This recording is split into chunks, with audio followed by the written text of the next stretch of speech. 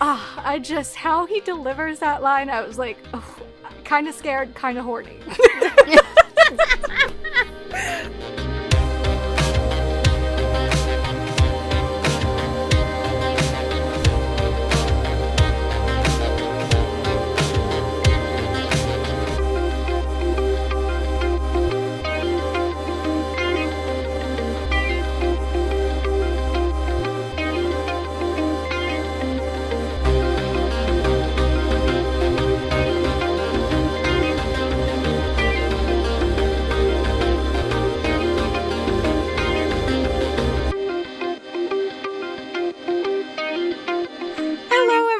Welcome back to another episode of Romancing the Monsters. I'm Em. Hi, I'm S. I'm Seth. And this week we have such an exciting episode of Romancing the Monsters because we are finally discussing the Bridgerton series on Netflix. Which there was like an embargo in our chat, in our group chat, because we were not allowed to talk about it because we would just talk about it forever, and so we had to stop ourselves, restrain ourselves until today. And the funny thing is, we finished it so soon. Like, I finished it a lot quicker than I said I was going to start it. I remember saying I was going to start it on the Sunday, but then ended up watching it all on the Saturday, and I wanted to talk about it, but we couldn't, even though we all finished it. I told myself, so like on the 25th at like 11 o'clock at night, I was like, oh, just one episode, like just to see, just to get the nerves off, you know what I mean? Like just to get it out of the way. And then 4 hours later, I was 4 episodes deep, and I was like, oh God, this it's addicting. Terrible. It was. It is. And the funny thing is, so I was like, okay, I'm a night owl. So I'm checking my chat before I go to bed, and then like Marge is like messaging in the chat and being like, tell me how I've watched 4 episodes and I'm not sleeping yet. And I'm like, oh my gosh. Because, like, that's unheard of for Em. She does not, like, she goes to bed at, like, I don't even know what time, but... Probably, like, 8 o'clock, right? Yeah, 7 o'clock. As soon as the sun sets, Marge is in bed. I'm not a grandma. No, I mean, I have a sleep schedule. You do not see me at 4 a.m. in the group chat talking. I will agree to that. Yeah. And here I was, talking at 4 o'clock. So, that happened. How does one go into this? I don't even know. What is our format? Do we have one, or are we just gonna be squealing for the whole thing? I think we'll try to stick to the episodes. Okay. Go by episode? And go episode by episode, just so that it's it makes sense chronologically. Yeah. But you know us. We're probably gonna jump into the last scene of the show before we even talk about the first one. So You both watched it twice? Yeah. Yes. You did it? No, okay. And S was starting it for a third time. Yeah, oh my god! Waiting for you girls. I wanted to watch it a second time, but then I ended up doing my notes, and then, Turkish shows happened, and so it didn't happen. But yeah. I mean, the notes really, brought it all back, but it was still fresh on my mind when I was doing my notes, so...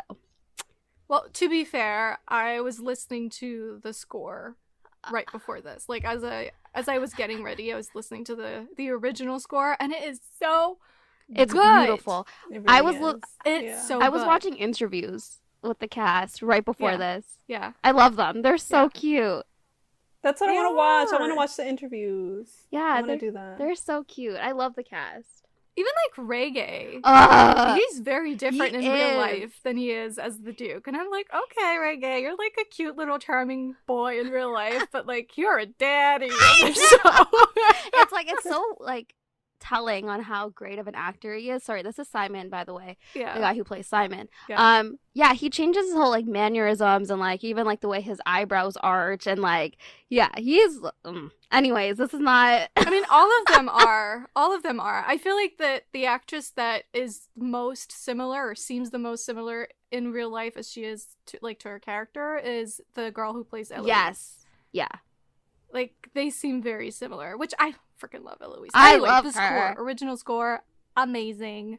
Did not like the, that's like my one pet peeve with the show is like the modern twists or like the orchestra versions of Same. the pop Modern music. songs. Same. I didn't find it mind super it. distracting. I didn't mind it. No? I mean, it wasn't bad. Like, it's a beautiful rendition of it, but I just find it distracting in the show. Yeah. I'm like, because I'm sitting here like, oh, why do I know this rhythm? Like, why do I know this? And that's not what I should be paying attention to. So, and like, plus the original score is so much more beautiful in my opinion that it pales in comparison. So, anyway, I agree. We're already, I know, we ended up off talking about topic. how hot reggae is. Seth. Yeah. Maybe we should start with a little explanation of what this book is about. Well, the show. How about that? Okay. This book. The show. Not the book. The show is adapted by Julia Quinn's Bridgerton series, which obviously is the same title. And it deals with the Bridgerton family. So do I just go into episode 1?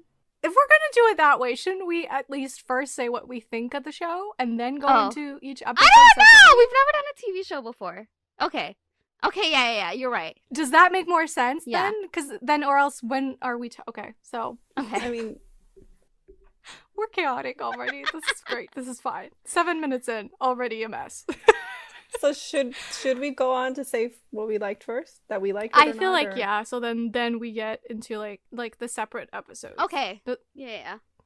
okay. So, what do we think of this show? How did you guys like it? Let's go first. How about that? Yeah. I just throw you under the bus right now. It's fine. I'll go first. I loved it. I was obsessed with everything. I didn't get to read the book. You guys know that. And I think halfway into the show, I'm kind of glad that I didn't read the book because I feel like I would be more critical of it. But I loved it. I'm obsessed. I'm already on my 3rd time watching it. I love everything about it. I mean, it was a really good show. Okay, so the interesting thing here is that Seth has read the book, didn't like the book. I read the book, loved the book. S didn't read the book. And so we all have different viewpoints here, which is great. I fucking loved it. I'm freaking obsessed with it. Like, it has become my whole life right now. At the moment. We know. I feel like, no, but it's like, that sounds so shallow, but I feel like it's actually a lot deeper than that for me personally. Like, I feel like, especially in recent years, mainstream media has just hurt me so much in certain ways. Like, just made me really disappointed. Like, made me care about certain stories by telling me that they really care about their female characters and that, you know, it's their journey, and then ultimately pissing on that idea. And it's really hurt me. And so, as much as I was really excited for it going into it, I was also like thinking about that and thinking like, maybe I shouldn't be so excited because I've just been disappointed so many times already. And I truly believe that this show has healed me in some way. Like, it really gave me what I needed out of everything that like has come before that just really did not deliver. And I truly feel like it's such a statement for the romance world as well. Like, just of showing actually what romance can do and how it can be and why it's a genre that so many women / people relate to so deeply. And I felt like it's like the first romance adaptation that to me didn't feel like it was mocking itself. Yeah. You know, it didn't feel like it truly felt like the people that were involved in this actually love and understand the genre and what it's trying to do. And so, yeah, I'm surprised with how much I connected with it. And like, as you said, like, oh, I'm glad I didn't read it. The thing is, I read the book and I still fucking love the show, despite how different it is. It's like, it's weirdly really different and really similar at the same time. It's interesting. Like, they built on a lot of stuff that's just mentioned in the book, because obviously the book is much more focused on our leads. Whereas here in the show, you have tons of side stories, and they're also like, there's bits and pieces that's like started here that really is to build up towards other books, which I find really interesting. Like, I just feel like they fleshed out this entire world so beautifully, and just, I fucking love it. Anyway, I can talk about it for hours, which I probably will. So we're gonna move on to stuff. Okay. So as Marge said, I read the book and I really didn't like it. I think Marge, like, I don't know, like, I think she, like, has judgment because I didn't like it. But I loved it. By the way, I reread the book, the first book, Yeah. before watching the show, and I loved it more the second time and it's around. So I'm and just like I saying. think it's really interesting because it's so fresh in your mind, yet you still loved Yeah. the show so much. Yeah. Anyways, so for me, I actually really, really enjoyed the show. As compared. Did not love, though. Oh my Just gosh! saying, I will as I tell you sip my why. I will tell you why. It had nothing to do with like the world, like the actors, like the music.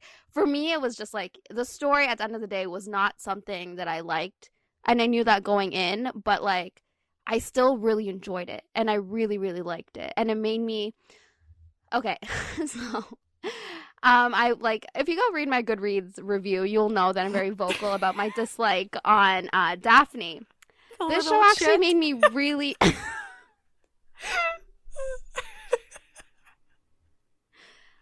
This show made me actually really like her character, and I count that as an amazing feat because I really, really liked her character, and I loved her growth as a character as well. It was pretty much a heroine's journey, and Yeah. as you said, it was like told with a female gaze and like a female perspective that really highlighted like a woman's journey in life. Yeah. And I really, really liked that. I really enjoyed the show, and I loved all the characters.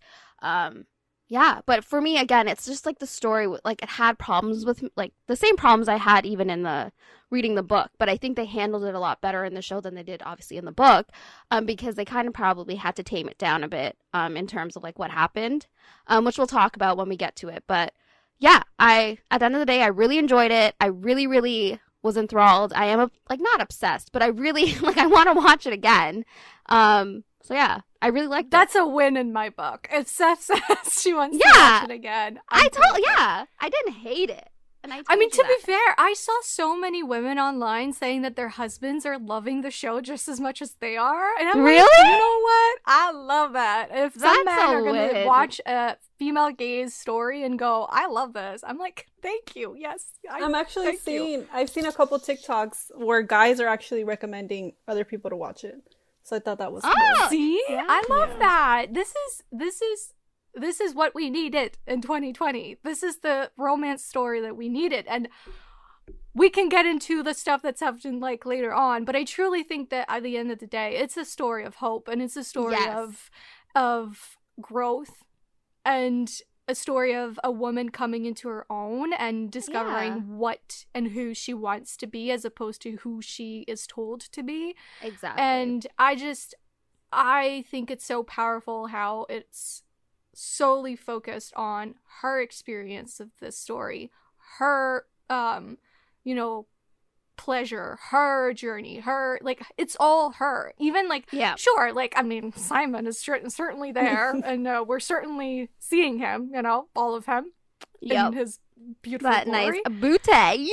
But it's amazing how everything always comes back to her. We're always back to how is she experiencing all of this, and Yeah. fantastic. Okay, should we go into the episodes? First episode, Diamond of the First Water. There you go. Seth, what is Okay. that episode about? So it starts off with an introduction to the Featherington family, which again they're all pretty like prim and proper, like they have to be perfect. They're prepping to see the Queen, and then we also flash to the Bridgerton family, which again really like shows the differences between the two families because the Bridgerton family is all over the place. They're doing, I don't even know what they're doing. They're just like frantic. Miss Daphne, who is being presented to the Queen, she's taking quite a bit, and then we get our first introduction to Eloise Bridgerton. I loved her intro, guys. All she did was yell up the stairs for her sister to come down, and it was just the funniest thing. Make haste. It's just so perfectly Eloise, but also like anyone who has siblings has done that once in their lives when your parents are like, go tell your sister or brother this, and you're like, fuck that if I'm going there myself. I'm just gonna yell up the stairs. Yeah, so they're prepping to see the queen. And they're looking for their eldest brother, Anthony, who is supposed to be, escorting and chaperoning this experience. But he, we realize he's having sex against a tree with his mistress. The first glimpse at a booty in the show. That scene, man, with the poor guy, like the butler or whatever, that's just standing there. Yeah. And he shakes his head too, like, oh my god. I love it. Oh gosh. Yeah. Anyways, I loved it because, like, obviously I feel like that was our first experience with sex in the show, and that was like, I mean, right away, right? It tells you that this show is not going to be like every other period drama you've seen. No, this ain't no Jane Austen adaptation. No. So yeah, I loved that they did that. Of course, it was really awkward because I watched it with my mom and my sister. Tell me how I fully said I wasn't going to do that, and it happened. Yeah, it was really funny because my mom's read the books, and like obviously, did she like them? My mom loved the books. Okay. Yes, Steph's mom. You and I are the same. She's on team like it. Did she like the show though? Yeah, she actually really enjoyed it. My whole house actually enjoyed it. My dad ended up joining in for, of course, the shagging episode, and I'm like, really, Dad? Like, really? It was the radar. He knew it was coming. But yeah, my whole family got into it. Anyways, what other things? We digress. Again. Anyways, so women of the ton are brought in front of the queen, and she determines who's the season's incomparable. And she really does not seem impressed with the Featherington sisters. And when Daphne comes around, she's like, whoa. And then Daphne becomes the season's incomparable. Can I just say, I love that they included that. That is obviously not something that's in the book, but it's something that's always mentioned in historical romance, like being presented to the queen, which you never see in like a period drama ever. And yet this is an historically accurate thing that happens. And I love that they included it, and it's just such like a weirdly emotional scene with like Daphne walking down like that aisle, I guess you could say, and being presented, and then the queen is like, you're absolutely flawless, and I was like, yeah. But also I think it's like the start of, Daphne's journey as far as like her being always told she has to be perfection. Exactly. And it's very telling that the queen says you're flawless, and that's like her first thing, like it's like that's her where first it affirmation. Yeah. Oh yeah, we should also talk about Lady Whistledown, who she's voiced by Julie Andrews, and she is the gossip paper of the ton, and she has all the deets and all the intel on all things ton. And yeah, Eloise gets a hold of the copy of the paper, and then that literally, the whole family becomes aware of Lady Whistledown. And she's our narrator of the show. She's so good. Like, it's so well done. Like, in the sense that it really adds to the story. Sometimes you're like, oh, it could just be, like, not boring, but useless. But in this case, I feel like it actually adds to the story and really lets you know, like, especially towards the end, like in certain scenes, which we can talk about later on, because I literally wrote down her whole speech because I was like, this is very telling. But I freaking love that. Julie Andrews, queen, absolute queen. Yes. I love her voice too, though. Like, it's just like, she sounds so queenly, and like her voice just matches this world and like this time period, and I'm like, yes. But what do we think of their first meeting in that ball? Okay, I loved it. Like, I love the whole, okay, so basically they met at Lady Danbury's ball that Simon had to make an appearance at. And they run into each other, and like the music was so good, and like all of it was so good. I loved it. So that's another change that I'm like, I'm cool with it. I'm cool with it because so they bump into each other And then later on, she punches Nigel, which in the book is like, that happens first. She punches Nigel, and that's how they meet. Like, they're stuck in a corridor together, and they're like, what the fuck do we do with this body now? I love how they're looking at each other. I'm like, he's like, oh yeah, sure, you're just one of them. Like, you just did that to accost me. Yeah. And she's like, accost you? Well, because we should say he's the most eligible man of the 10 right now, and all the females are after him, and he just thinks, oh my gosh, here's another one. She just tried to get creative. Yep. But, woo! And then Anthony's like, oh, it's my sister. And he's like, sister? That changes everything, doesn't it? I know. And Anthony is, like, in charge of, like, being her chaperone, and he Anthony's literally knows... such an ass. I know. He knows all the men, and, like, I don't know what his deal was. He just didn't think they were good enough, or just didn't want to be there, obviously. He wanted to be with his Sienna. But anyways, yeah, he just turns away all the men and all the suitors because Daphne had so many at the beginning because she's the season's incomparable and she's beautiful. He just turns them away and scares everyone off. So she literally is left with one man, and that is Nigel Burbrook. Literally the worst man ever. I think that annoyed me the most. With Anthony driving all the guys away, and then I think in the second episode where he promises Daphne to Nigel, I think that annoyed me so much. Another thing that I liked was that the mom kind of put him in his place. Oh, I loved that. Yeah. Violet is the best mom. Yeah. Period.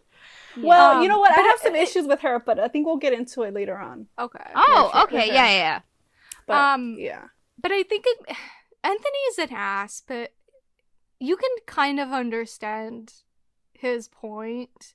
Like, to him, he's the head of the family. Like, he has all this responsibility on his shoulders, and he just wants to protect his siblings, and, like... But he's, like, the overprotective type that you're just like, oh my god. But also with that, like, that talk with Anthony and his mom, it seemed like he didn't want that responsibility. I mean, it's a burden, for sure. Yeah. For sure. And it, like, I feel like it's a constant theme in the show. Like, he is okay with giving it up to Benedict. And, like, it was, like, a constant thing. And, like, I don't know what his deal was. Like, yes, he could have been overprotective. But then he was just, like, it was, like, he just wanted to get his duty over with and done and, like, get her married to Nigel and, like, call it a day. Like, he just did not care about her happiness until, obviously, he woke up to it, you know? He woke up to what was happening. But in his defense, though, the reason why he made that deal with Nigel is because his mom, just before, said that if Edmund was still alive, he would have promised, like, by the time that the situation got this dire for Daphne, he would have promised her to one of his family friends. So I think that's why he did it, because he was like, well, okay, so I need to do that, because that's what my father would have done, which for Anthony, his father is, like, everything. So... You know, he doesn't just do it to be evil. Plus, he doesn't know that Nigel is an ass. So, because Daphne doesn't say so. So, I mean, who's not? Who would want to be married to Nigel? No one. But no one. But you would think that he would. I mean, he knows everybody's business, right? He kept denying each guy because of what was one of the first ones? Something about a horse or something like that. He's a gambler, essentially.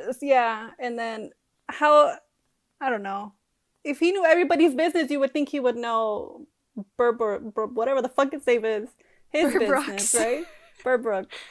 Well, I mean, it's a well-hidden secret, I guess. Yeah. Like, Anthony can see the financial means of people just because of the club, like the gentleman club, where... Like, when you're in debt, like, usually you don't go there anymore because you're kicked out. So that's a way of knowing who is in need of money.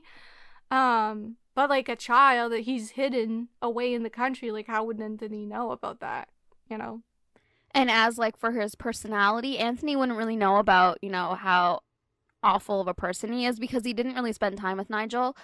He just knows of him, obviously, through, like, the club and, like, other, like... You know, by word of mouth, he knows that he went to a good university and all that stuff. He doesn't really know about his personality because he doesn't really talk to him. Yeah, true. So. All right. And then, So then we have the dinner party, which Oh, yes. Which is great.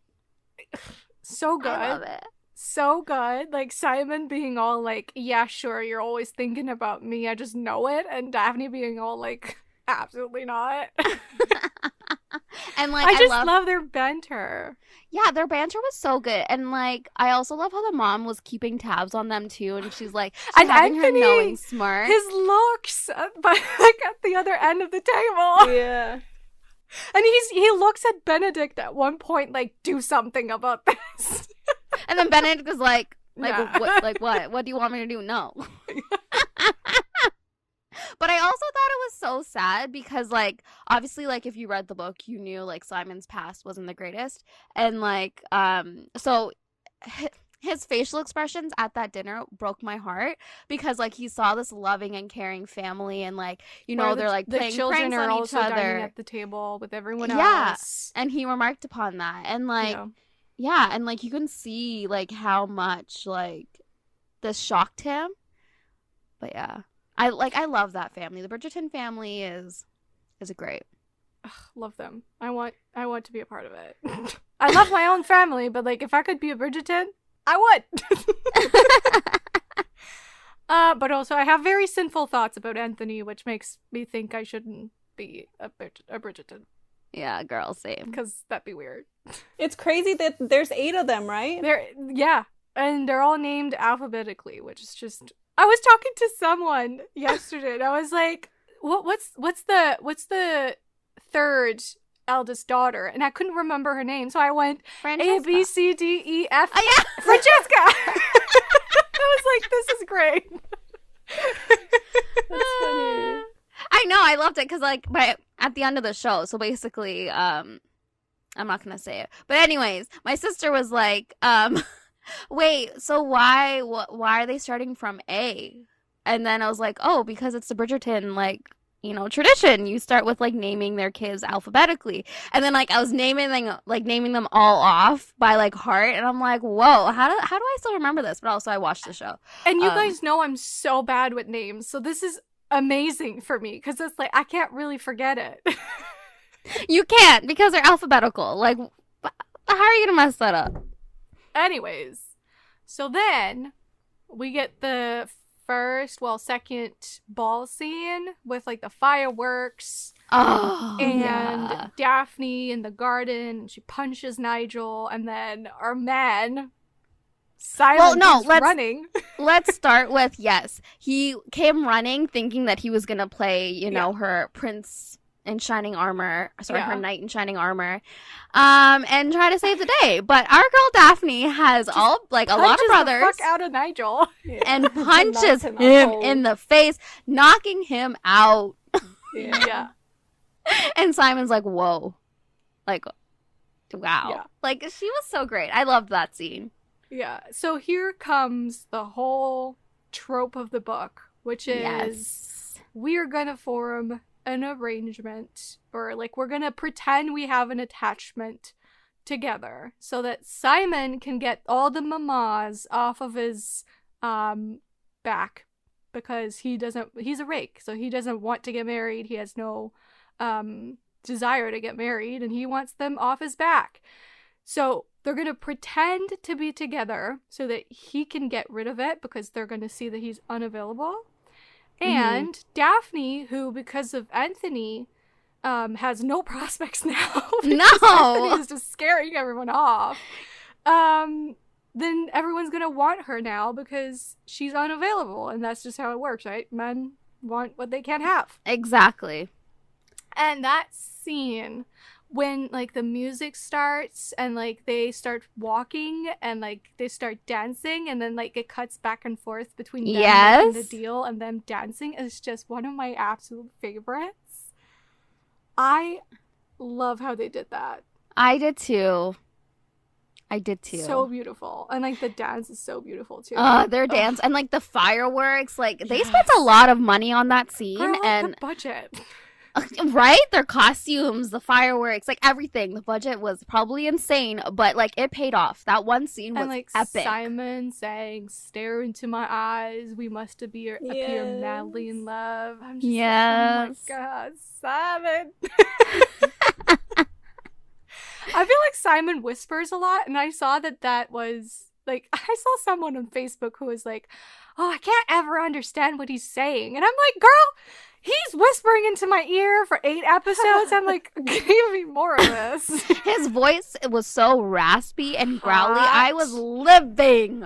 And like when you hear Reggae speak in real life, you realize he changes his voice when he doesn't sound like that. Exactly. Does he really? He has like a higher up voice a little bit, like Yes. a more normal voice. But when he's doing Simon, it's like he goes into the lower. It was The hot. lower end.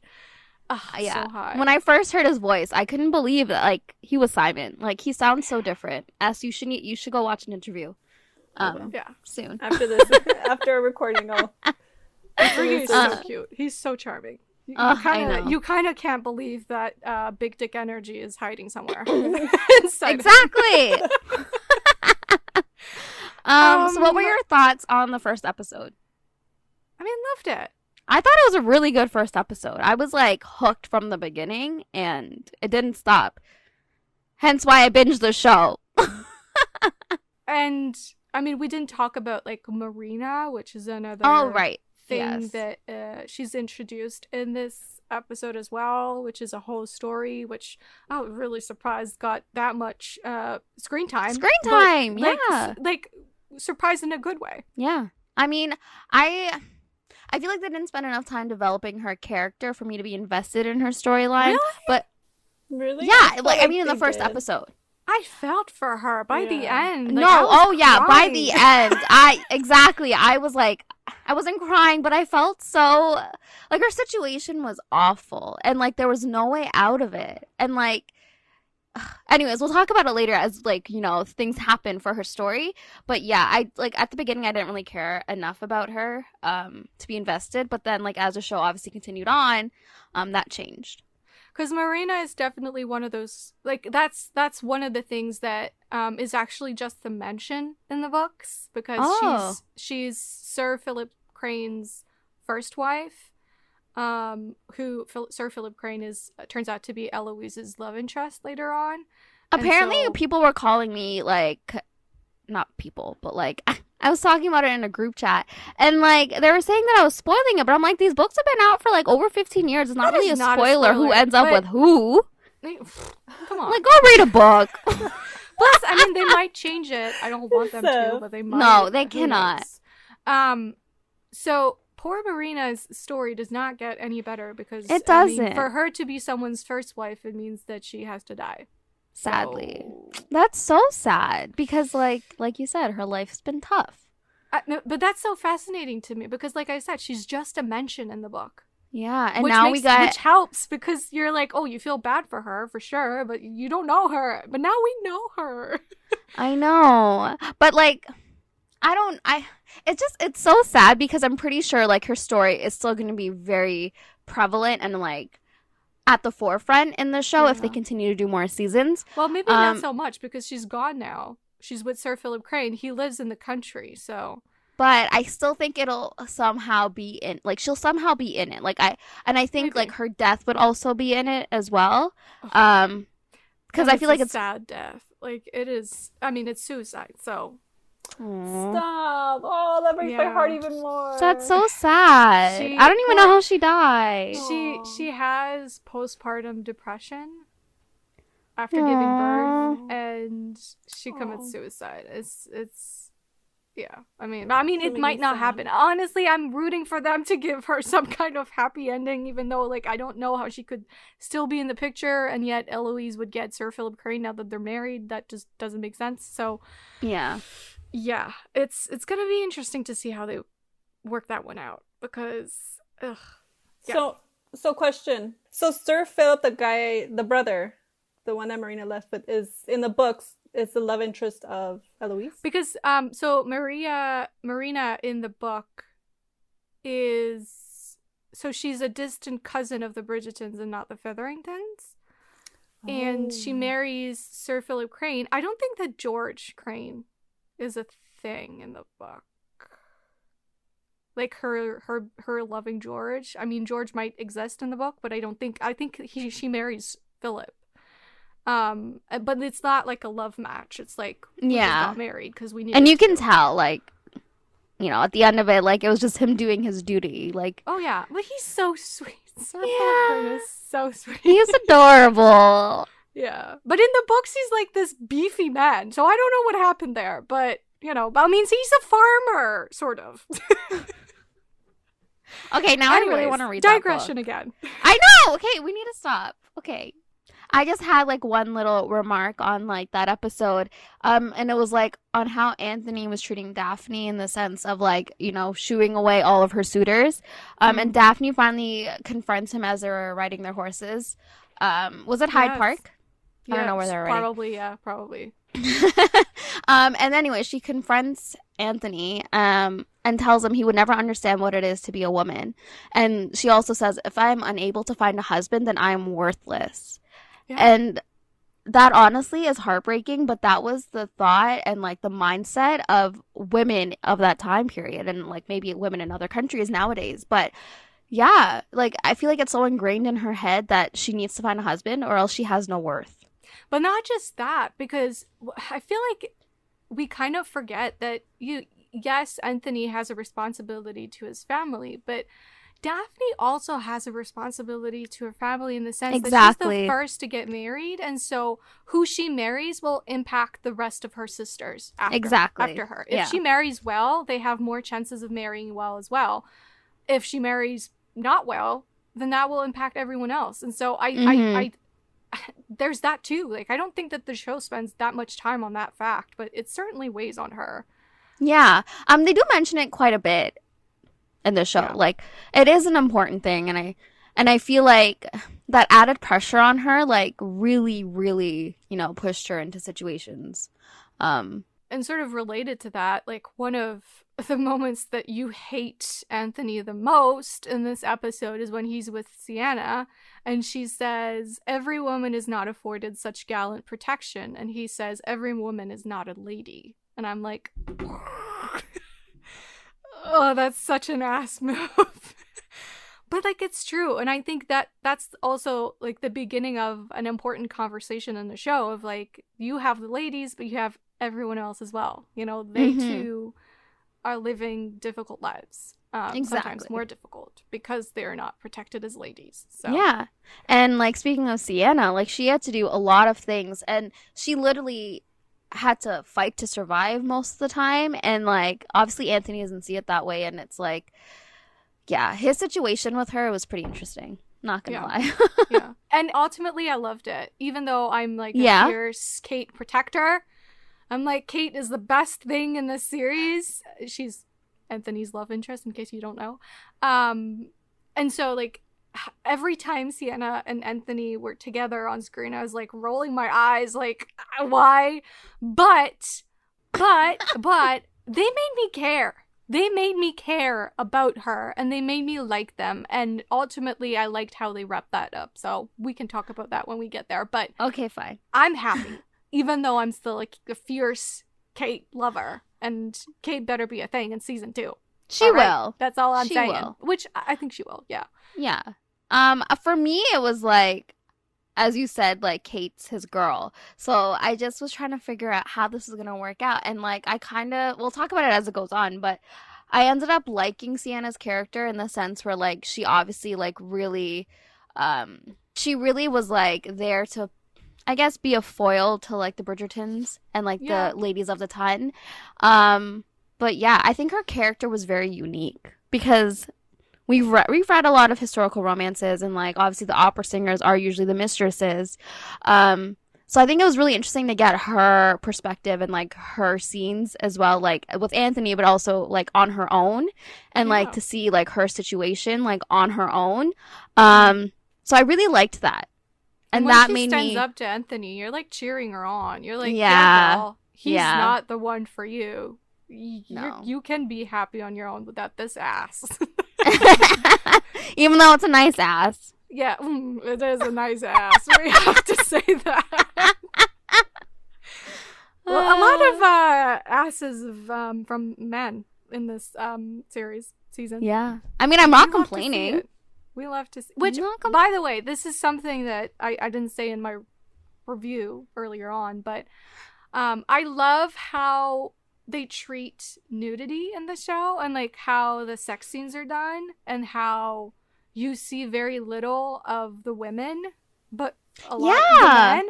Mm-hmm. And in the sense that it's not done in a way that you think, oh, okay, so they're hiding the women. To me, it felt very respectful and like saying like there are boundaries and we don't need to be putting the women on display just for the sake of getting the ratings up. You know what I mean? Like, it is not about that.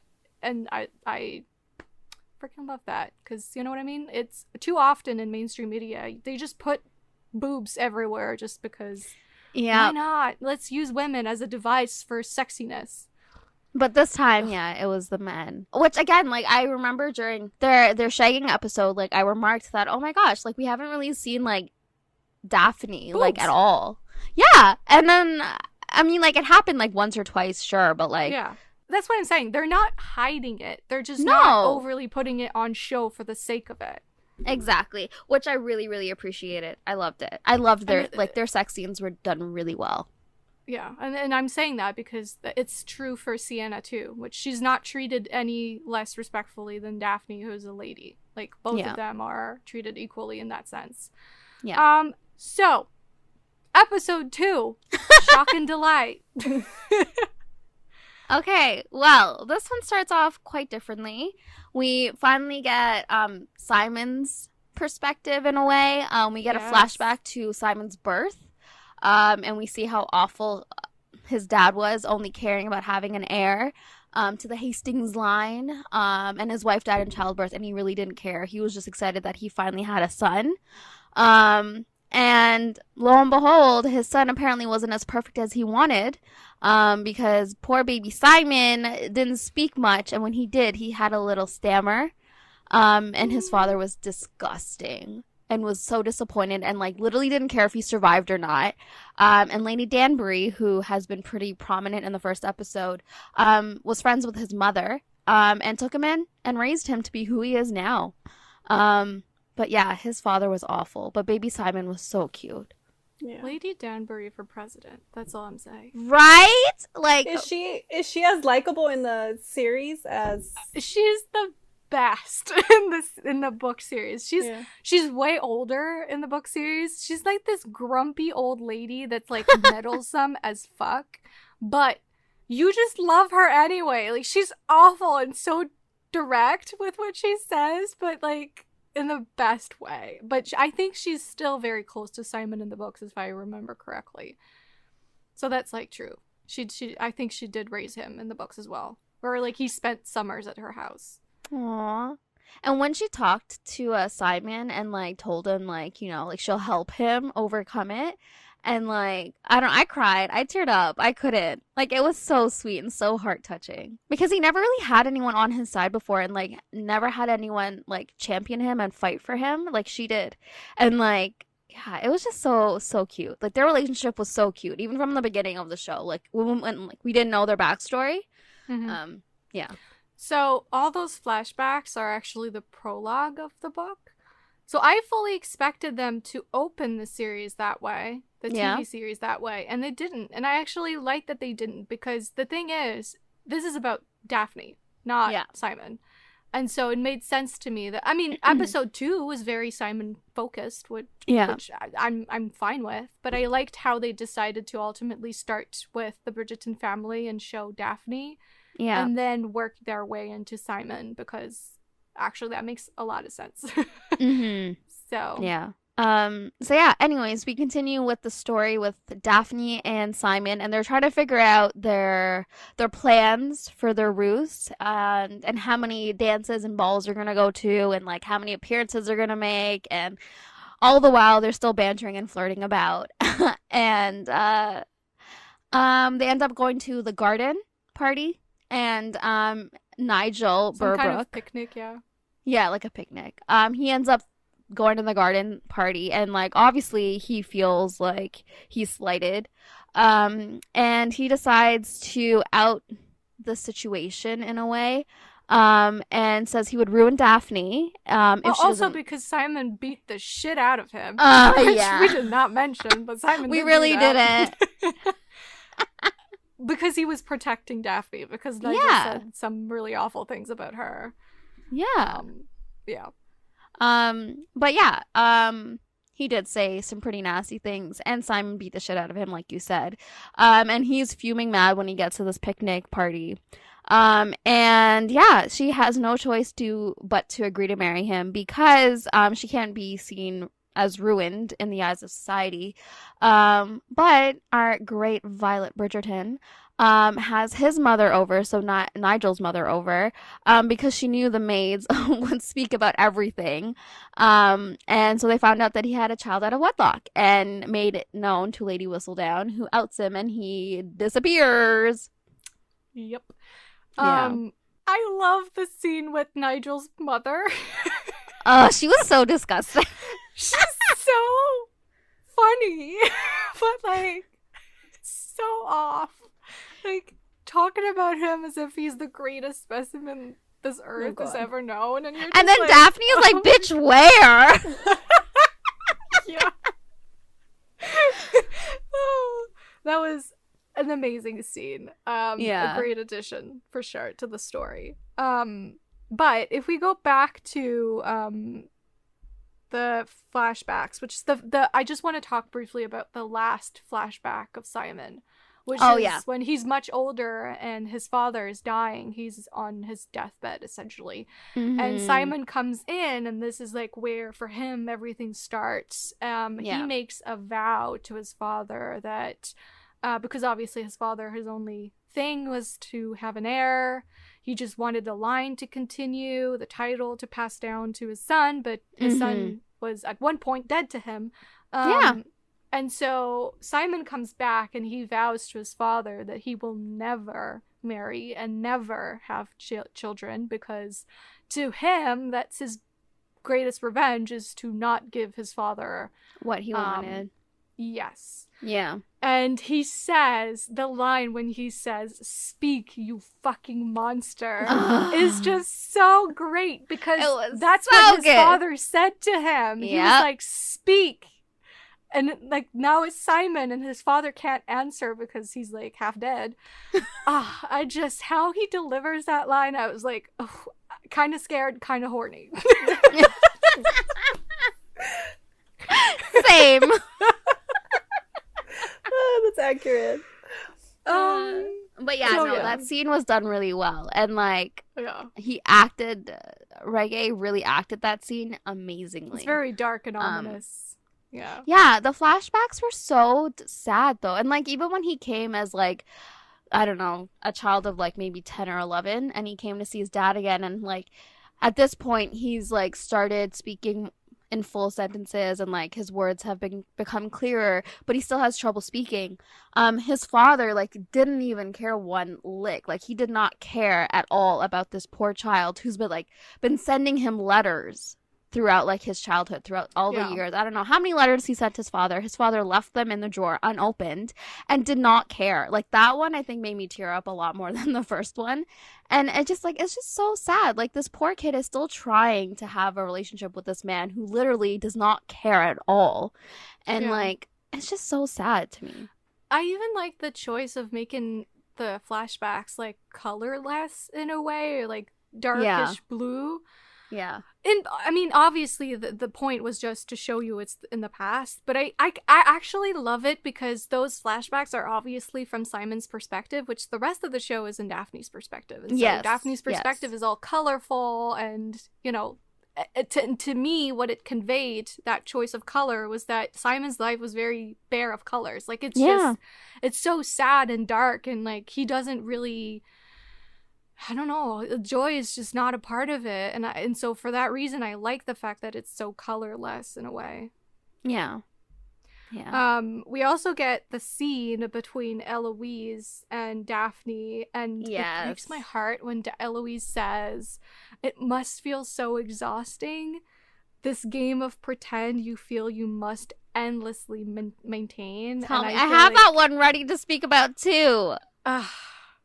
How she says that, and like Daphne is so Yeah. shocked because she's really not expecting it. Like Yeah. for Eloise to see right through it, and I'm just like, oh, God. But yeah, Eloise really hit it on the nose with that one. She has a lot of lines in this show that I'm like, oof, Eloise. That's a Yeah. little harsh. She's really wise for being so young. I mean, she definitely wants more for herself. She's convinced that she, is meant for more in life. And anything else happens in episode 2 you want to talk about? This is the episode where they say their names to each other. Like call me yes, that's Simon, right. call me How Daphne. How do we I miss thought that? That is right. The Yeah. famous trope of we finally choose to drop the what's it called? Honorifics. The honorifics, and we're finally calling each other by our names. Ugh. And let me tell you, that is my favorite trope in historical romances when they start saying, their given name. I love it. I loved it. I remember squealing so hard. Yeah, and they always make it seem like it's the hottest fucking thing ever. Like, I just know. him saying Daphne, she's all shocked and horny. Like, I mean, like, if he was saying her name, I think you would feel the same way. yeah.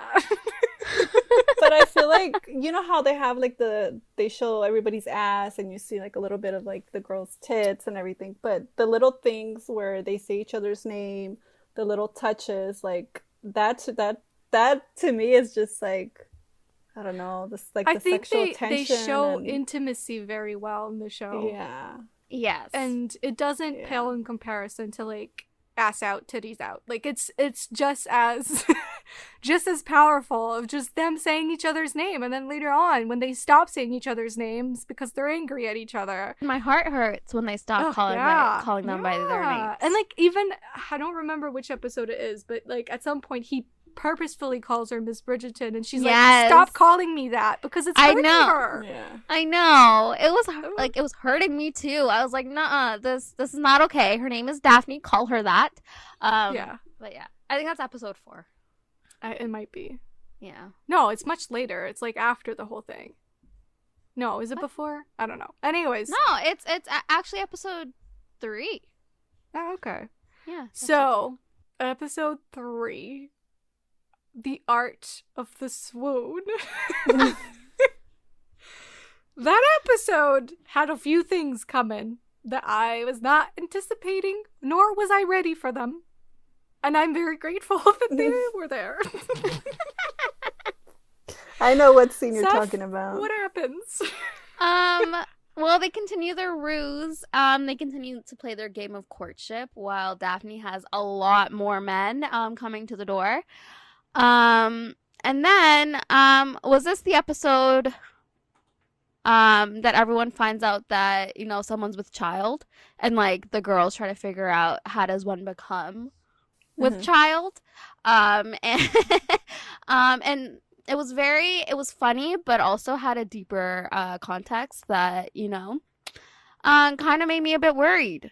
The women are very uninformed in how procreation happens.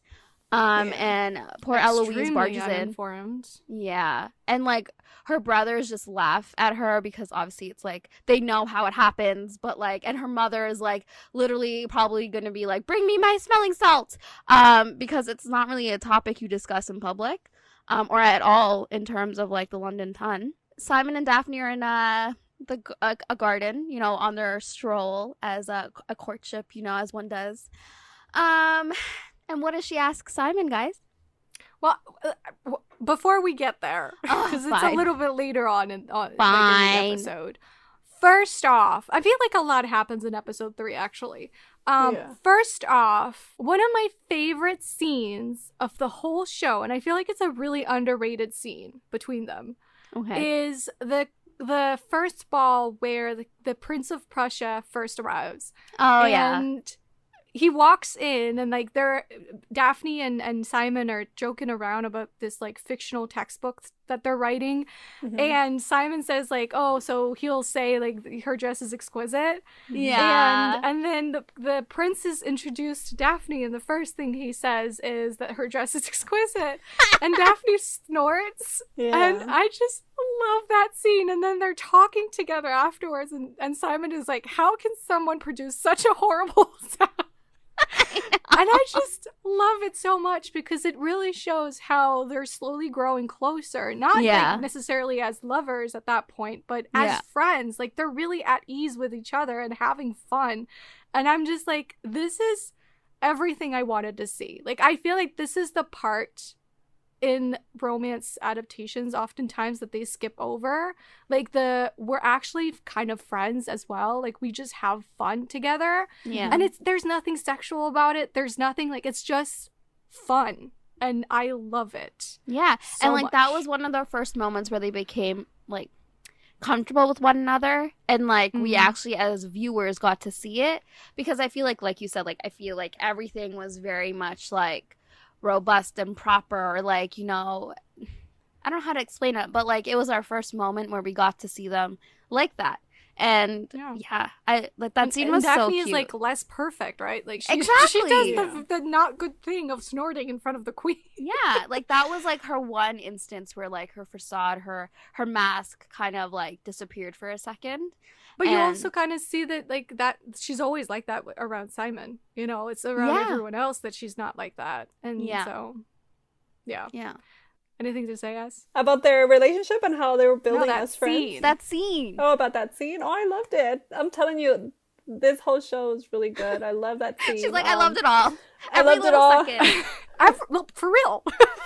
Yeah. But, and like, it's in that scene that one of my favorite songs from the original score plays, when it's like she starts dancing with all the different gentlemen, and like you can just see Simon being all jealous in the background.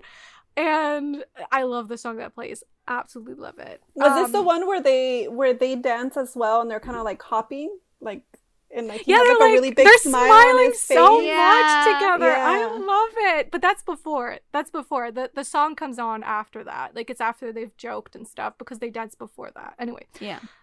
So then, moving from that, happens the hand scene in the gallery. Oh, how did I forget that? Yeah, that comes first. That comes before the whole thing that we're going to talk about later on. Yeah. So they go to this gallery thing for, I didn't, like, was it like a auction or something? Like, I wasn't sure. It Lord Granville's like exhibit or something for his paintings? Oh, that's right. Yes, no, it is. You're right. Yeah. And anyway, Simon, brooding historical hero that he is, just walks away because he's just can't handle the crowd. Yeah. And he's like in this room alone, and Daphne comes in because she sees him. I love how you see that. She's talking to the prince, and in the background, in the doorway, you just see Simon walk by. That's it. You just see him, and her like whole gaze changes, and she's like, "Well, that's where I want to go." She like zooms in on Simon. Yeah, and he just walks by. I just love how like you would miss that if you're not looking. Yeah. Anyway, so she's like, okay, go by. I don't want to talk to you, and I gotta go talk to my boo. So she does, and then they're looking at this painting that was Simon's. It's like his mother's favorite painting, that he gifted for the exhibition, I guess. Yeah. And she's like explaining what she sees in the painting, because he's like, I never understood why this was my mother's favorite painting.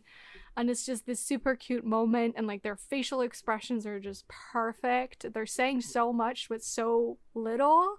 And like the way she describes the painting and like all of it. And then what happened? Their hands slowly start creeping closer and closer to each other, and then they touch. And I'm like, it is the softest, most intimate thing. Yeah. And at the same time, it's like extremely erotic. Oh my gosh, yes. I felt the that way more that than I their did a hands sex scene. Touch.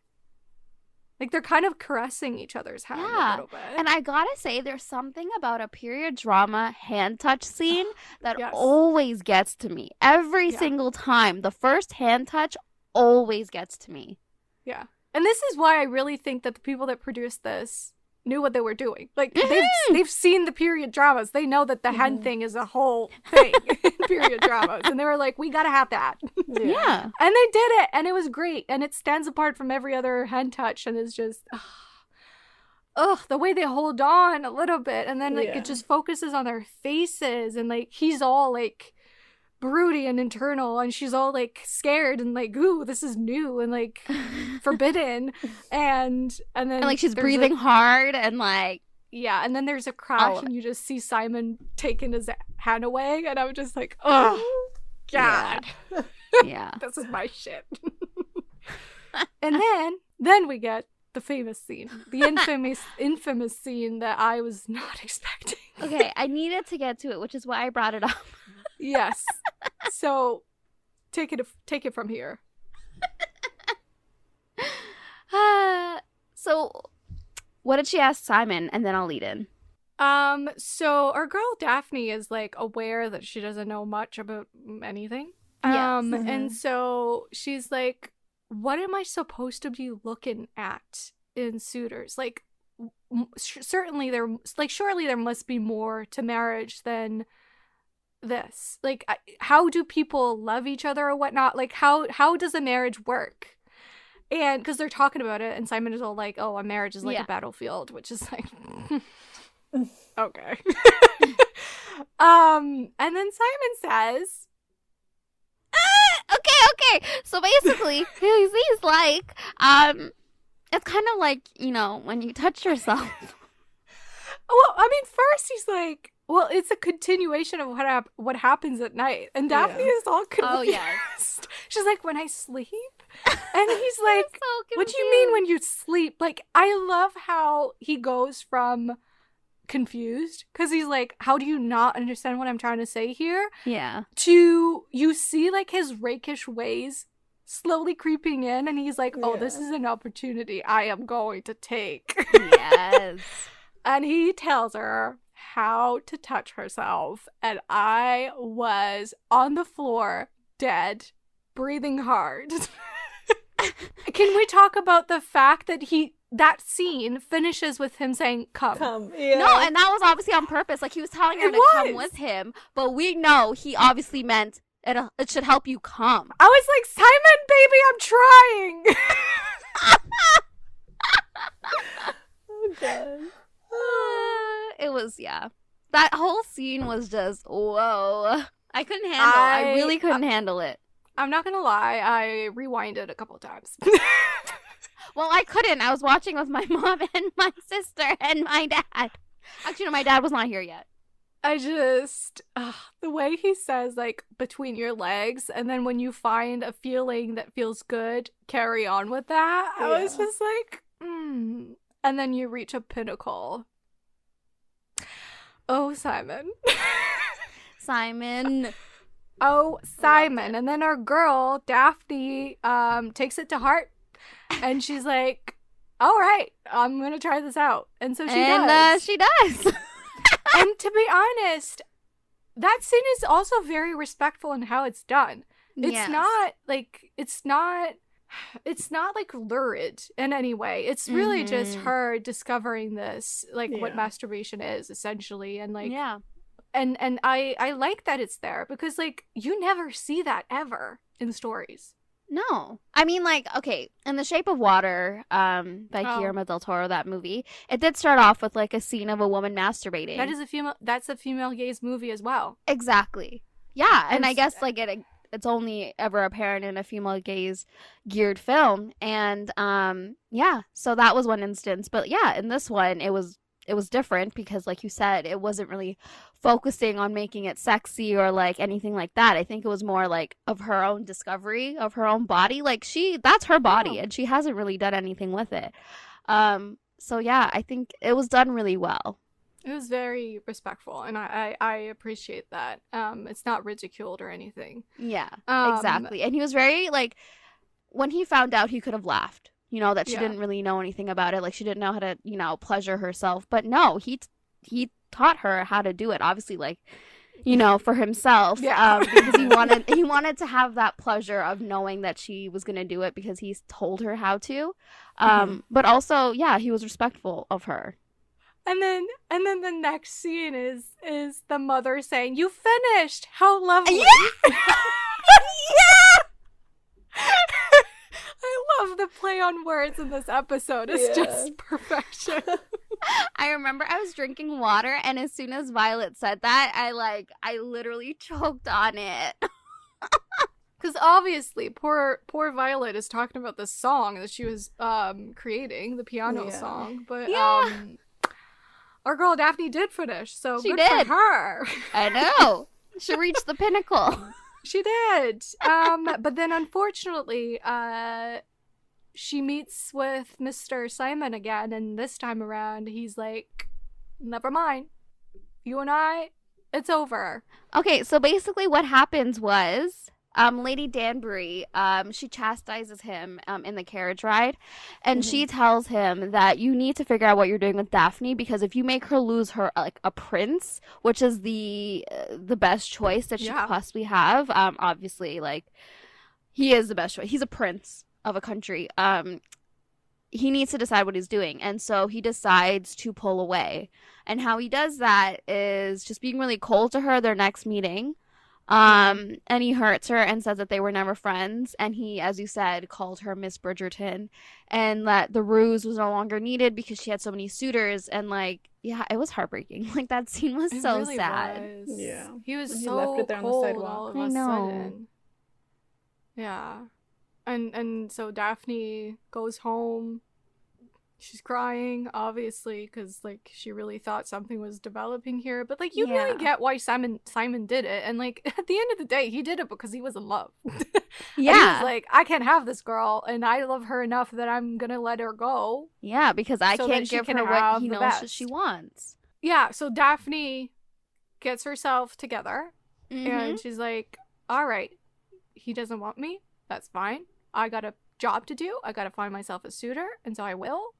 And I think this is where there's a scene where Rose, her maid, says, like, you look perfect. And Daphne says, great, this is what they want. Yeah. And I'm like, ugh. Again, like, it's sort of like there's a couple, like, little exchanges that build towards this idea of, like, her always needing to be perfect and pretending to be something that she's not. And isn't it in that episode, too, that she's talking to Violet about it, or is it episode 4? No, I think that's the next episode. Okay. Yeah. That one, she just, like, pretties herself up, and like you said, she looks perfect. And yeah. But she does go to a ball. She does. With the isn't it that scene? Oh, I love her dress. Yeah, in when that she scene. walks And down her the hair. stairs, and, like, everyone's eyes go to her. I love the music that plays. Yeah. And she's all, like, cockatish. Is that the word? Like, she's all, like, with her fan. Yes, and she's, like, dropping it, and then the way she dances with the prince in that scene, I was like, okay, yeah. this And, is like, hot, and too. then we have Simon in the background, and he looks so He angry is- and so jealous. Yeah, and he just leaves, and you see Penelope look at him as he's leaving, and I'm like, our girl saw everything. She did.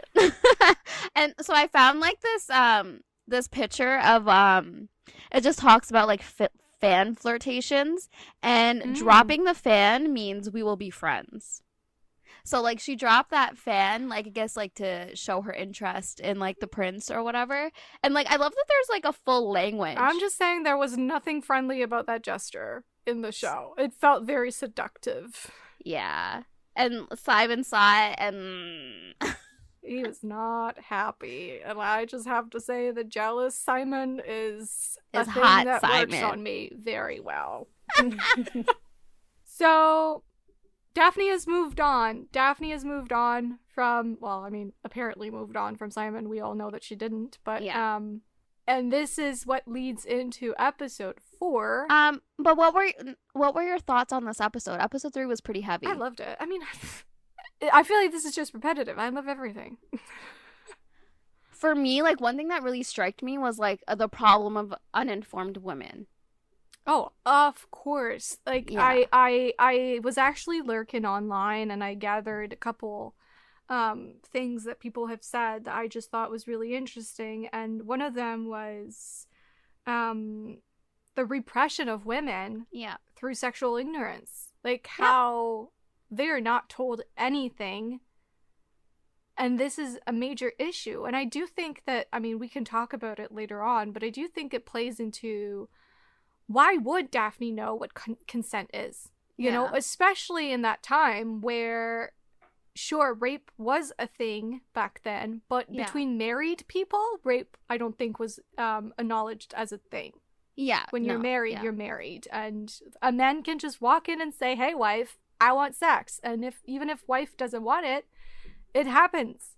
So, Yeah, because it is believed that she is the property of her husband. But no, I was talking more in terms of when Eloise and Penelope and everyone was trying to figure out like how does one get pregnant. The also that, Featherington yeah. mother was like, "Oh yeah, you could catch it, so don't get close to Marina." Or Yeah. Marina saying, "Oh, it was by cakes," or like just like things like that, like it's just like the lies they were told, and like Yeah. sadly, yes, they were naive enough to believe certain things, but I just think it's so sad. Like, it caused so many issues for women and even the women that we see in the show. And, like, so many fears are brought up. And, like, even, like, I don't know, it just feeds their innocence. And it's just, like, it's so sad. But it's, like, a lot of these issues could have been solved if they were educated enough. Yeah. And, like, Eloise is so scared of marriage and babies. And in part because, I mean, the show makes it sound like it's in part because she heard what her mother went through Yes. with Hyacinth. Yeah.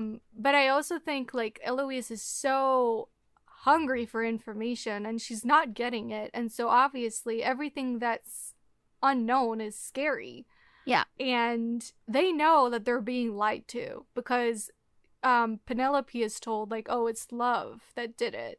And then they're like, well, that doesn't make sense because your mom doesn't like your dad, and yet they have 3 children, or 4 actually. Yeah. So they know they're being lied to. And so how do you navigate a world that's lying to you, also keeping you ignorant, and you don't know shit about anything? It's just perpetuating this idea that you must fear the marriage bed, in my opinion, which is awful. Awful. And that ignorance is fine, that you should be kept ignorant, that, like, you should expect to be kept ignorant, which I think is a huge part of Daphne's journey, and a huge part of her problem is that she really thought Simon wasn't doing that with her, and yet he was. So I think it's like the whole idea of like repression of women is because they don't want the women of the ton to be promiscuous. They want them to be virgins because, you know, in that time it's considered bad for you not to be a virgin, you know, like it's considered obviously like you need to be a virgin for your husband despite your husband obviously not being a virgin for you. So it's just that whole idea of like ownership and like wanting them to be repressed because, you know, it means they can control them. Sadly, all the women in this story have been repressed in some way. yes, and the women that have freed themselves from it are fallen women, or, you know, known as fallen women, and they are repressed in other ways. So exactly. So do we go into episode 4? Yeah, I'm ready. So episode 4 is called An Affair of Honor, which is the episode of the ruination of one's virtue. Yeah. We start off with Daphne very much, you know, being courted by the Prince of Prussia. And obviously Simon is watching from a distance. He sees, they're not talking at the moment. Daphne and Simon are not talking. So he sees Daphne with this prince. And his friend, Will Mondrich, is that how you say his name? I think so. Who's a boxer. Sees through it all, and like he knows that Simon actually cares for Daphne, and we see that quite often with their talks that they have. But he also has a fight coming up, Mondrich, and Daphne, I was shocked about this, was allowed to go to the fight with Anthony, and she meets the prince there, and then they watch the fight together, and Simon gets jealous, but still does nothing because obviously he knows that he can't be with her because of his own vows. The arms. Oh, I'm like, this I is know. I was gonna such to that, but the arms. a girl thing. Daphne might have been sitting with the prince, but she was with someone else. Her face when she sees his arm, she's like all uncomfortable all of a sudden, like, whoop, this is doing things to me. Because his arms were just there. They are just there. Like, this man lifts up his sleeves and expects Daphne and all the other women, you know, meaning me, to not do anything about it. But I just love how self-aware that is, because we're always like, ooh, like a man that rolls up his sleeves is just so hot, and like they had to put that in, and I'm just like, this is it. This is exactly it.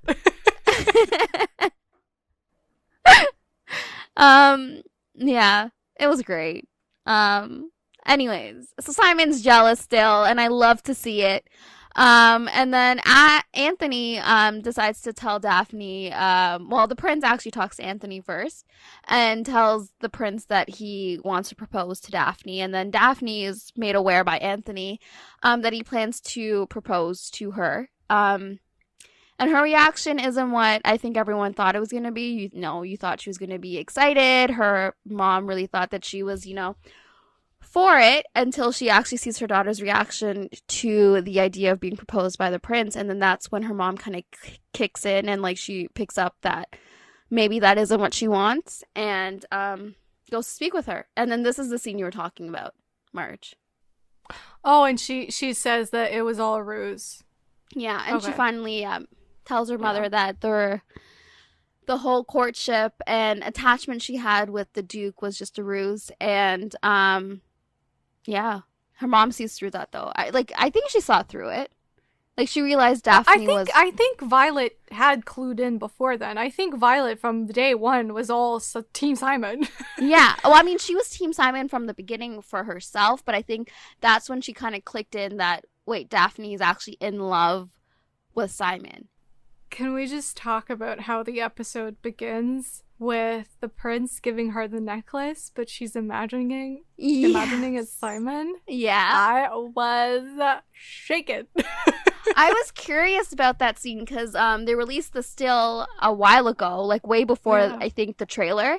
And I was curious. I was like, how is Simon there and he's not reacting? And then, like, obviously we know Simon was only there in, like, her imagination. And I loved it. Yeah. It was great. And yeah. What did you think then of the conversation between her and Violet? I thought it was an important one to have. Because, like, I think as viewers, like, we obviously heard that, like, Violet and her husband had a great relationship. They were in love. But I feel like Daphne and, like, her mother, like, I feel like that was their one instance where... I don't know. I just felt like it was an important talk to have, and like Daphne needed to tell her mother the truth of like what was going on and like what was going on between her and Simon. And like I think Violet was able to pick up on like what her daughter was going through. And I think it really shows how good of a relationship she has with her daughter. You know? Yeah. But it's just such an emotional scene, like how Violet is all shocked that it was quote unquote fake. Yeah. Even though it wasn't, but it wasn't. We know it wasn't. Violet knew it wasn't. Yeah. I just love how they act that scene. It's very good. All right.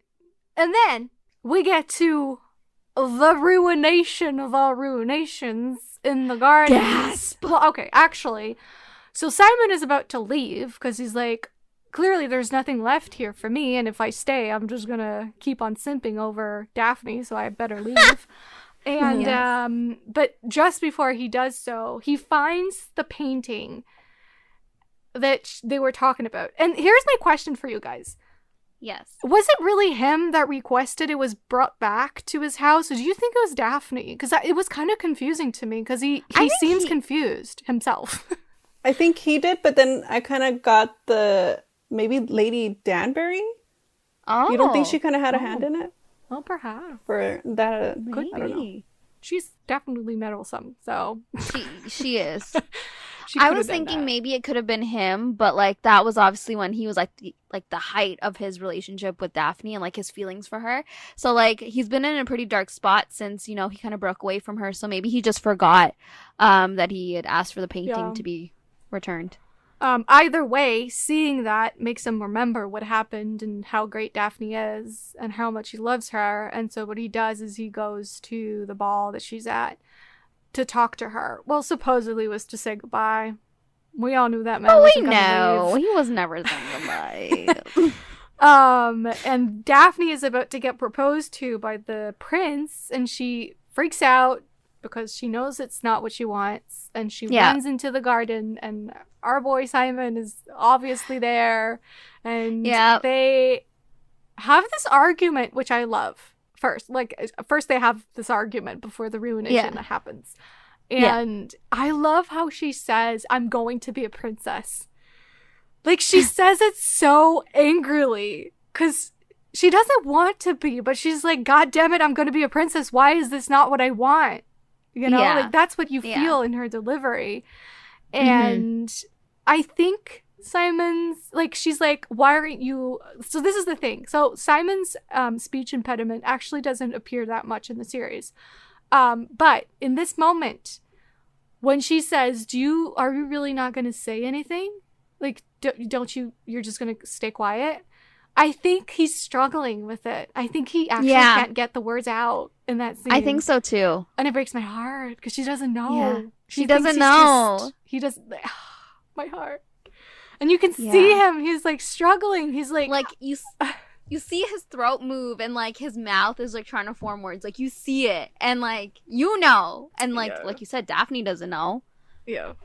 But so she runs away. She's all angry, and he's running after her. And he's like, Daphne, or does he say Miss Bridgerton? Miss Bridgerton. Yeah. Yeah. And we get a kiss. It wasn't just a kiss. He literally mauled her mouth. Well, okay, here's the thing. First, he kisses her, and it's like kind of a chaste kiss. It's like, it's not, you know, it's a kiss. Nothing more than that. And then they look at each other, and he's like, I'm so sorry. And she kisses him. And that's when things just unravel. And then there's a weird cut, which I don't like, because they start kissing, and then there's a weird cut, and he's kissing her neck, which I'm like, can I get the whole thing, please? Like, and grabbing her boobies. He is grabbing her, lifting up her skirt. You see some boob grabbing. It gets hot. See, this is what we mean. Things happen in the garden. Gardens are not safe. Gardens are not safe. For many people in this series, gardens are never safe. And historical romances in general, like this genre, gardens are never safe. Never. So what did you guys think of this first kiss between our leads? Because it's a very important scene. Obviously. I thought it was hot. I think this was one of my screaming moments. My awe moments. Yeah, it was really hot. Yeah, it was so hot. Although, like, for our first kiss, I was like, wow! But I loved it. I think it was just, like, their pent-up tension, you know? Like, from the first moment they met, their sexual tension was insane. Their chemistry, very crazy. Good. So, like, I just felt like it was building up, and then finally they kissed, and, you know, you couldn't hold it in. I mean, he's a very hungry man, you can tell. Like, he's just... It doesn't take him much to take it there. You know what I mean? I mean, and then Daphne has been lusting after him from, like, you know. Yeah. The beginning. She even had dreams about him. Yeah. But I love that she's the one who initiates the second kiss. Like, he does it at first, and then he's like, oh my God, I'm so sorry. Like, I can't believe I just did that. Yeah. And then she's like, well, actually, I want more. So give me some of that. And then who finds them? Anthony. Asshole. I say, hey! And he comes running. He punches Simon. He's like, how dare you? You're going to marry her. And Simon is like, I'm going to choose death. I'm not marrying. That ain't me. Yeah. And Daphne's reaction when he says that, when like she's like, you would rather do this Die. than marry Yeah. me? Yeah. Really? You just really feel for her because we as viewers, we understand the perspective of both because we know why Simon is like this and we know why Daphne wouldn't understand that because no one told her. Yeah. So it's just heartbreaking on both sides because you're like, I get why Simon is just can't say yes. So And then what happens? duel happens. A duel that we read all the time. Finally, we get to see one. I just love that they're illegal and yet they happen They're a lot still in doing historical romance. But this is like probably the most famous duel, I would think. I don't think that any other duel is this. Yeah. I would say it's the one I remember the most Yeah. in historical romances. Yeah. So that happens. And obviously Daphne hears about it and then she realizes that Cressida saw them. Mm-hmm. Apparently she's seen them in the garden and so Cressida is going to spread the rumors and so Daphne is like, well, even if Simon were to die in this duel, then I would still be ruined. Exactly. So she's like, so it wasn't just that. about Simon now, it was also about her. Yeah. So she's like, fuck that. I'm going to go. So she rides there and it's all epic, like the music and like how Anthony is like shaking, like how angry he is in his eyes, but also like how he doesn't want to kill his friend, but like he like essentially I'm pretty sure that what the doctor says, because Benedict is like, where can he shoot so that he won't kill his opponent, and the doctor's something like, there's no way you could do that or something like that, like you're gonna hit something that will kill him. What kills me is like they even like paid off a doctor. Like I always like they have to have seconds and a doctor. No, I know, but I just thought it was really interesting. Like they know it's dangerous and like they know it's illegal, but like let's still do it. Yeah. And so Daphne comes and Anthony shoots and he shoots in Daphne's direction because obviously he didn't know she was going to be there because Daphne puts herself between them. And she falls off her horse and then everyone comes running and like Simon is like, are you okay? Tell me you're okay. And I'm like dying on the floor. And she's like, I'm fine, you idiots. And they talk. Her and Simon talk. Yeah. And she's like, do you really think so low of me that you would rather die than that you would rather impose a scandal on me and ruin me than marry me? And he's like, it's because I hold you in such high regards that I do that. And she's like, and then he explains that he can't have children. Exactly. Emphasis on can't. And she's like, at that point, she's like, well, I have no choice. And so, and also it should be known that like Daphne has always wanted a big family, and Simon knew of this, and he knew that, you know, she wanted a family that rivaled her own. She wanted a big family. So she had to obviously make the choice of having that or being ruined in society, and obviously she chose to marry Simon knowing that they won't have any children. Yeah. And so she says, there will be no duel. We will marry. Yes. And that is the big cliffhanger of episode 4, which when I watched it the first time, that is the episode it ended on because it was 4 a.m. and I was like, I gotta go to bed. And that's when you messaged in the group? Yeah. And that was the cliffhanger of episode 4. And I was like, how am I supposed to stop here? But I did. But like. You did? I did. You didn't even start episode 5? No, I didn't start it. I was just, but what I did do, however, is in the morning when I went to watch episode 5, I went back and watched the whole duel again. Because I was like, the intensity here is too good. Yeah, I remember. So my sister, me, and my mom, we were just like, okay, we're gonna watch 2 episodes because my sister had to go out, and then we had to watch like a Turkish show, and then we're like, yeah, just 2 episodes, that's it. And tell me how we finished all of them because we couldn't stop watching after episode 4, and then started episode 5, and you're like, oh shit, like this is getting real, and then like you just kept continuing. It was like that addictive. So I don't understand how you stopped watching.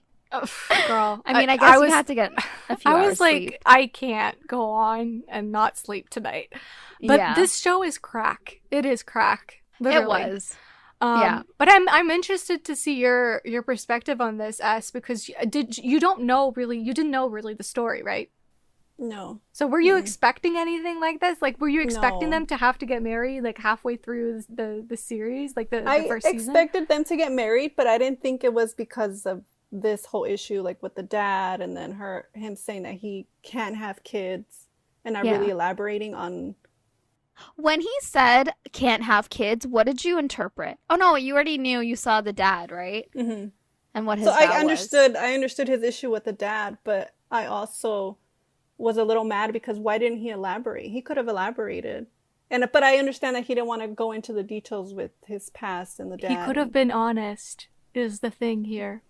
Yeah. He had every opportunity to be honest and say, listen, I don't want kids because of this thing that happened. And he never did. And the thing is, at no point in the series does Simon actually open up about this. Well, maybe towards the end, but it's always up to Daphne to find this information herself. Yeah. You know? And so you can't really fault her for that because she doesn't know. Yeah.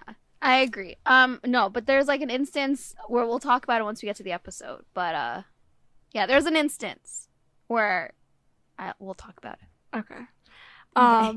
But how did you did you think did you know about duels? Like, did you know like historical romances had them? Like, how did you feel about seeing that? About them actually going to do that? Yeah, I was shocked that they were actually gonna go out, and they actually did go out. And then for some reason, when they said duel, I expected swords. Swords, yeah. Right away, like it went to swords, and I was like, no, wait a minute, a duel is something different. Or is it the same thing? I mean, it was swords at one point. Yeah, in history. it was swords. Yeah. Yeah. And I thought swords because, do you remember when Colin said something about his sticks? Oh, we're going to go take out the sticks out? And like, yes. When Eloise mentioned. So right away, I think he said sticks, so I thought swords. Like, that was their thing that they did. I love that scene. I don't remember what episode that was. But then when he said sticks, and like, Violet's Violet reaction. just turned, and she's like, Colin! That part was funny. Yeah. Yeah, I mean, it was explosive, intense. We love to see it, and I really feel like this is why it's such a great place to end this episode and move on to the next 4 episodes, because I really think it kind of ends a chapter and begins like it's the end of a chapter and the beginning of a new one. Yeah. But up until this point, like episode 1 to 4, I remember how as I said, like I keep saying it, but I was hooked. And like, yeah, I just feel like everything was done really well, and like as I said, I didn't stop, so this is going to be interesting to stop an episode here. Yeah. I mean, the next episode will probably be posted shortly after this one. But there might be a bit of a cliffhanger here too, because why not? We love a cliffhanger. But up until this point, how did you both feel about like the story and like how it was progressing? Like, I know, Marge, you read the book twice. You read it right before you started the show, and then you watched the show. And S, as you said, you haven't read the book. You didn't know anything about the storyline. How did you feel up until this point? As in regards like to the pacing of the show? Progression, let's say. Yeah. Yeah. Like the pacing was good. I didn't feel rushed. I didn't feel, it felt natural.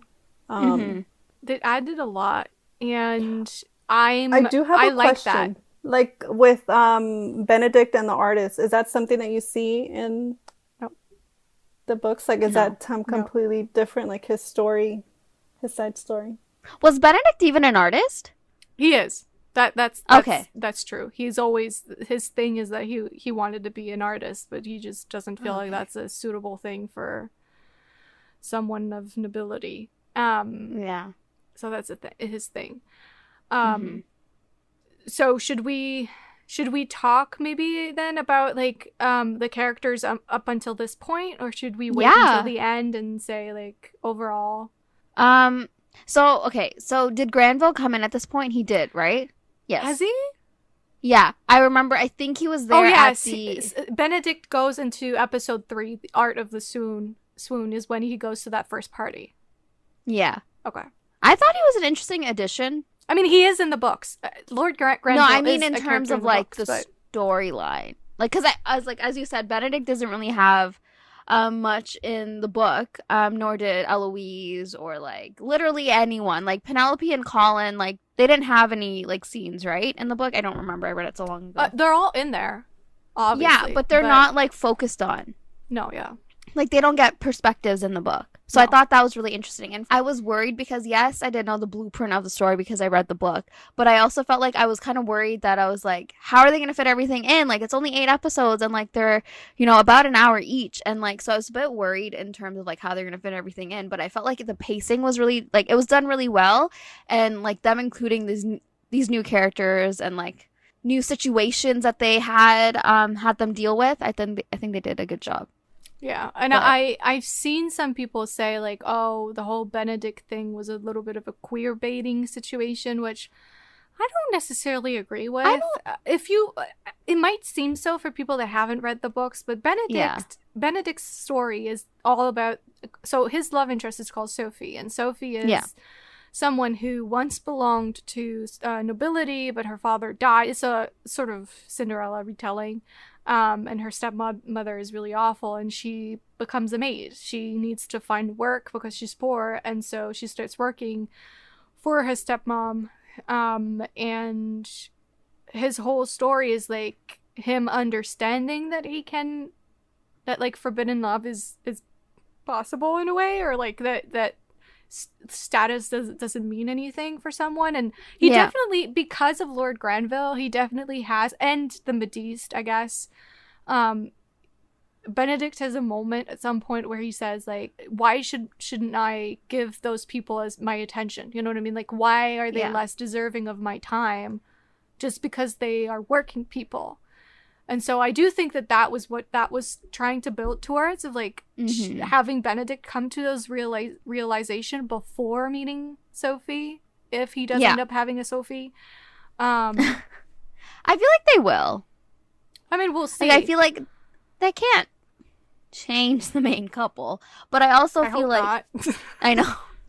But like you said, like, I mean, I haven't read Benedict's book, but I think they did a really good job of like having situations that these characters face, like the Bridgertons face, that sort of mirror their own story, and like also, as you said, prepare them for their own story. Because I felt like Benedict had, we're talking about this and it hasn't even happened yet, but like Benedict had to like, you know, experience like this type of character and like, you know, his own plight, which we'll talk about later on. Because like you said, I just feel like it gives him more depth. I feel like the whole point of Lord Granville's character here is just to show a character who, because of this time period and the life and how it works in this society, he is unable to have what he wants. Exactly. But he makes the most out of what he has or can have.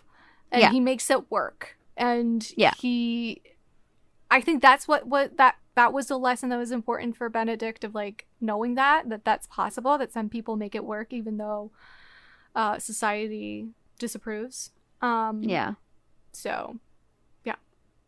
What about the other characters? There's a bunch. Like we did not even say anything about Colin and Marina. Exactly. Or not even like Colin and Penelope, or like the relationship between Eloise and Penelope. They're a thing, right? There'll be a thing in Colin's story in his book. That's his Penelope and Colin, right? Are the ship, the heron. Yeah. Yes. Okay. Penelope. They're so cute. It's like this whole unrequited love thing for Penelope, which Colin eventually realizes, like, I'm actually into my bestie. I just think they're so cute. And like from the get-go, like, yeah, like he takes care of her and like, yeah, you know, things happen. Like she gets a drink thrown on her. I just like, and then the way he like picks her up and like, you know, is like, I'm not gonna dance with like the person who threw this drink on her. I just know I love their relationship so far, and I think they're so cute and they have chemistry. So I'm excited. But how did you feel about the Marina thing then? Because that is not in the books. Marina and Colin, you mean? Oh. It was like puppy love. It was his first exposure to like a female. But the thing is, really. Okay, so Colin is supposed to be a men whore. He's actually really sweet in the show. Like, I mean, Colin is like the funny sibling. Yeah. The prankster of the family, but also the one that dabbles with the ladies, you know what I mean? And so... Wasn't that Anthony? I mean, all of them. Yeah, but they're all men hoes. Colin especially, I feel like, because he's like the charmer. You know what I mean? Like Anthony is the broody one. He's very charismatic. Yeah, and so it works with the ladies. Like he charms all of them. I feel like they changed his character the most. It could have been due to like who they casted. He's baby faced, isn't he? The actor. Yeah, he's adorable. Him and Penelope are just baby faces. Yeah. I don't know. How did you feel about Colin and Maria? Okay, Marina. Did they happen from episode 4? I don't remember. Oh my gosh. I think it starts happening from the beginning, but I think... Well, yeah. Remember she like goes through that period of like not going to balls and things like that because the Featheringtons found out she was pregnant and like they wanted to keep her inside. I don't remember when they actually restart that flirtation. I think it's episode 5. Okay, so then we won't talk about it now, then, because it hasn't happened yet. All right, so this is it for this first part of our Bridgerton review / discussion. I hope you enjoyed our chaos again. Yes, and the second episode should be up shortly, hopefully. And you can find us on social media at Romancing the Monsters Podcast on Instagram or the RTM Pod on Twitter. And you can also find me at Frozen Lovers on both Twitter and Instagram. And you can find me on Twitter and on Instagram at But This Book. And you can find me, Steph, on both Instagram and Twitter at Pros with Woes. And that's it. We will see you very shortly. So don't go anywhere. Stay tuned. Bye.